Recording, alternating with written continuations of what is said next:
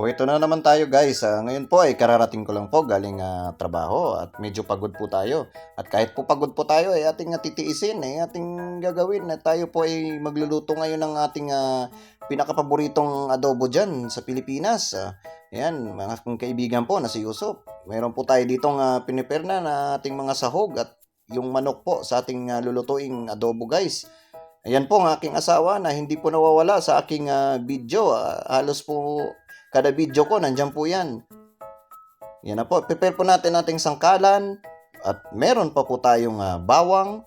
Meron po tayong sibuyas. Meron tayong magic sarap. Meron din tayong pamintang buo. Meron tayong dato puti na suka. Meron tayong dato puti na toyo. At meron tayong manok. Yan. Ang ating bawang ay ating gagayatin. Yan.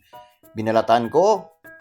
Babalatan ko at ginayat-gayat ko na. Yan, at nasa pinggan na.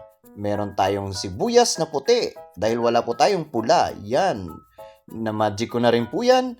Yan, at hiniwa-hiwa ko po. Yan. Sa pagkatapos naman po nating hiwain yan, ay sumunod naman po tayo sa ating manok. Meron po tayong manok dyan na pressed chicken. Yan, pressed chicken. Meron po tayo dyan. Yan, at ating pong hihiwain sa gitna. Sa kanyang likuran.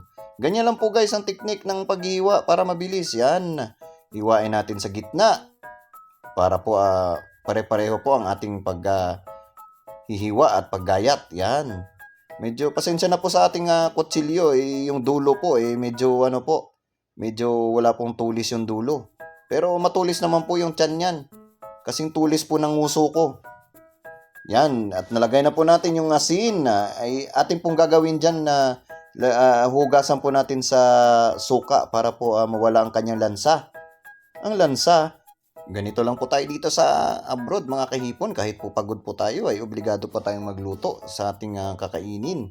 Yan, namikos-mikos ko na po yung ating uulamin. Na anuhan ko na po ng suka yan, tsaka asin para po matanggal po yung kanyang laway-laway. Laway-laway. Meron po siyang kasi lansa. Iba po kasi ang manok dito sa Saudi Arabia. Parang yung mas masarap po dyan yung manok sa atin sa Pilipinas kaysa dito. Tsaka nagtataka ako dito.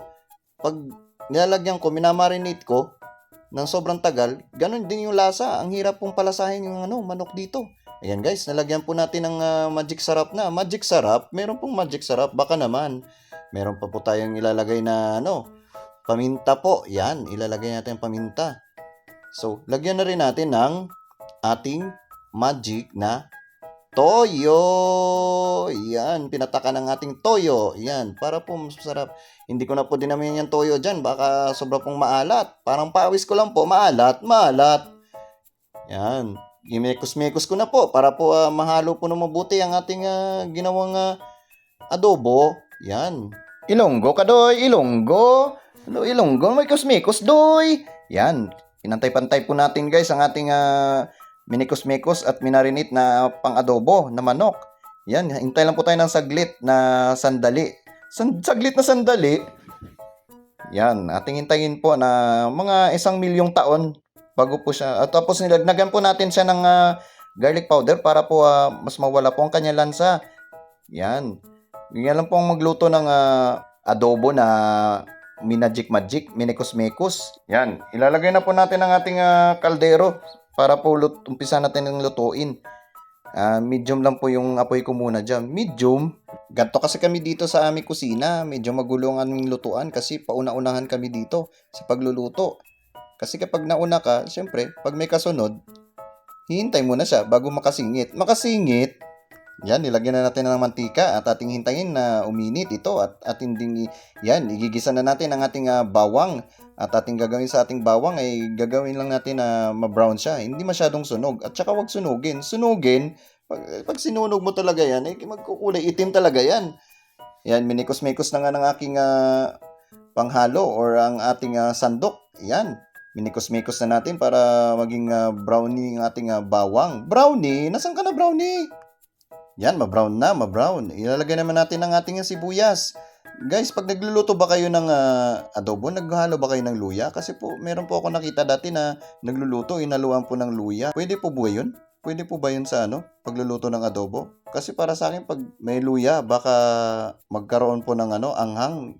Kasi ako, pag nakain ako ng adobo, gusto ko yung hindi siya masyadong maanghang. Yung medyo slight lang, mawala lang yung kanyang